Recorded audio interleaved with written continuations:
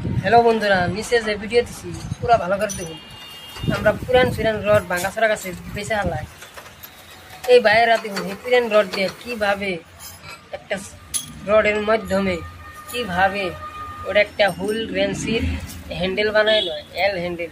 কিরকমভাবে কিরকম পরিশ্রম হয় তাগো, আগুনের তাপ, কত ধরনের কাম থাকে। দেখুন নানেরা ভালো করে ভিডিওটা, তাহলে সে কিছু বুঝতে পারবেন।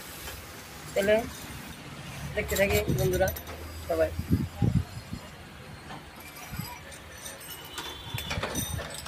এই বাইকও আপনাকে একটা সাবস্ক্রাইব করে দিবেন, আর ভিডিওটা কমেন্ট করুন, শেয়ার করুন, লাইক করুন। আশা করি আরও এরকম ভিডিও আনবো, সামনে পাঠাইব।